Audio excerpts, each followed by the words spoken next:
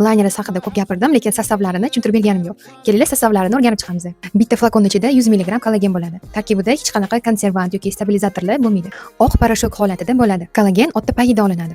Nimaga aynan ot? Maslaga hozir tushuntirib beraman. Ot hayvoni tabiatdan yugurish va sakrash paytida katta mexanik kuchlarni ko'taradi. Aynan shu sabab uni paylari nihoyatda kuchli yaratilgan. Dunyodagi hamma sut emizuvchilar hayvonlarining orasida aynan otda kollageni gidroksilizin va gidroksiprolin aminokislotalarni yuqori darajasiga ega. Otda payida qon tomirlar, yog'lar, pigmentlar va har xil keraksiz kletkalar deyarli mavjud emas.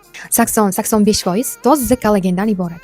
Bunaqa toza kollagendan laboratoriyada ham sof oqsilni ajratib olish oson bo'ladi. Kollagen o'zi tegi toza bo'lsa, laboratoriyada ham qattiq kimyoviy ishlov berish bosqichlari ham shuncha kam bo'ladi va natijada olingan kollagen shunchalik tabiiy va jonli bo'lib chiqadi. Misol uchun boshqa kollagenlar ham bor. Naprimер, sigir teridan yoki buqani teridan olingan kollagenlar ham bor. Lekin sigir terida kollagendan tashqari soch bor, yung bor, har xil qon tomirlar bor, boshqa keraksiz kletkalar ham bor. Bu degani laboratoriyada bu kollagen qayta ishlash va kimyoviy ishlov berish bosqichlari ko'proq bo'ladi degani. Natijada bunaqa kollagen otda kollagenidagi tabiiy va toza bo'lib chiqmaydi. Laynerers kollageni teriga kiritilgandan keyin u 14 kungacha terida turadi. 14 kun vaqt davomida kletkalar уже kollagen zarrachalari yordamida bo'linishga ulguradi. Yangi kletkalar, to'qimalar chiqishni boshlaydi. Va 14 kundan keyin где-то 5 kun, 6 kun davomida organizmga so'rilishni boshlaydi. Organizm kollagen zarrasini o'zini eski oqsili yoki shikastlangan kollagen sifatida qabul qilib, atrof muhitni yangilanishni ishga tushiradi.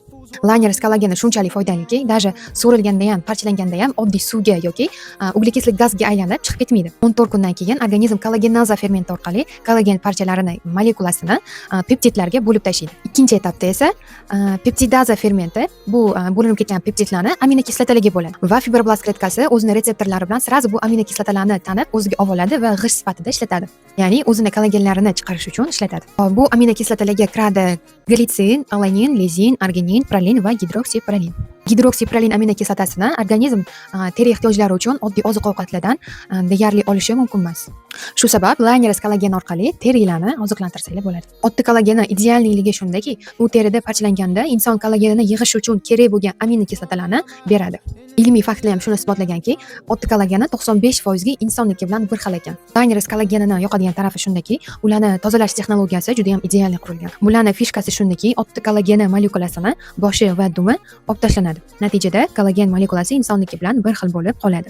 Organizm bu molekulani o'zini kollageni deb qabul qiladi. Va bu degani organizm hech qanaqadir allergik reaksiya ko'rsatmaydi va allergiya ehtimoli 0 ga pasayadi. Podpiska va like bosib qo'yinglar, sizlarga hech kim bermagan ma'lumotlarni beraman.